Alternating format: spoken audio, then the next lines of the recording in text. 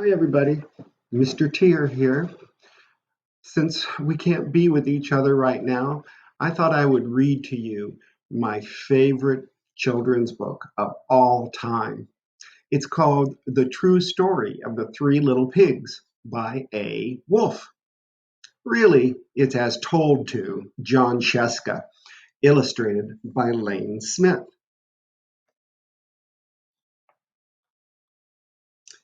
Everybody knows the story of the three little pigs, or at least they think they do. But I'll let you in on a little secret. Nobody knows the real story because nobody has ever heard my side of the story. I'm the wolf, Alexander T. Wolf. You can call me Al. I don't know how this whole big bad wolf thing got started, but it's all wrong. Maybe it's because of our diet. Hey, it's not my fault wolves eat cute little animals like bunnies and sheep and pigs. That's just the way we are. If cheeseburgers were cute, folks would probably think you were big and bad too. But, like I was saying, the whole big bad wolf thing is all wrong. The real story is about a sneeze and a cup of sugar. This is the real story. Way back in Once Upon a time, I was making a birthday cake for my dear old granny. I had a terrible sneezing cold. I ran out of sugar. So I walked down the street to ask my neighbor for a cup of sugar. Now, this neighbor was a pig, and he wasn't too bright either. He had built his whole house out of straw. Can you believe it? I mean, who in his right mind would build a house of straw? So, of course, the minute I knocked on the door, it fell right in. I didn't want to just walk into someone else's house, so I called. Little pig, are you in? No answer. I was just about to go home without the cup of sugar for my dear old granny's birthday cake. That's when my nose started to itch. I felt a sneeze coming on. Well, I huffed and I snuffed and I sneezed a great sneeze. And you know what? That whole darn straw house fell down. And right in the middle of the pile of straw was the first little pig, dead as a doornail. He had been home the whole time. It seemed like a shame to leave a perfectly good ham dinner lying there in the straw, so I ate it up. Think of it as a big cheeseburger just lying there. I was feeling a little better, but I still didn't have my cup of sugar, so I went to the next neighbor's house. This neighbor was the first little pig's brother. He was a little smarter, but not much. He had built his house of sticks.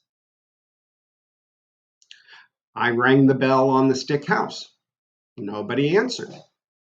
I called, Mr. Pig, are you in? He yelled back, go away, Wolf. You can't come in. I'm shaving the hairs on my chinny chin chin. I had just grabbed the doorknob when I felt another sneeze coming on. I huffed and I snuffed and I tried to cover my mouth when I sneezed a great sneeze. And you're not going to believe it, but this guy's house fell down just like his brother's. When the dust cleared, there was the second little pig, dead as a doornail. Wolf's honor. Now, You know how food will spoil if you just leave it out in the open. So I did the only thing there was to do. I had dinner again. Think of it as a second helping. I was getting awfully full, but my cold was feeling a little better. And I still didn't have that cup of sugar for my dear old granny's birthday cake. So I went to the next house. This guy was the first and second little pig's brother. He must have been the brains of the family. He had built his house of bricks. I knocked on the brick house. No answer. I called, Mr. Pig, are you in? And do you know what that rude little porker answered? Get out of here, Wolf.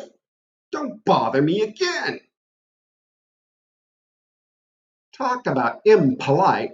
He probably had a whole sack full of sugar, and he wouldn't give me even one little cup for my dear sweet old granny's birthday cake.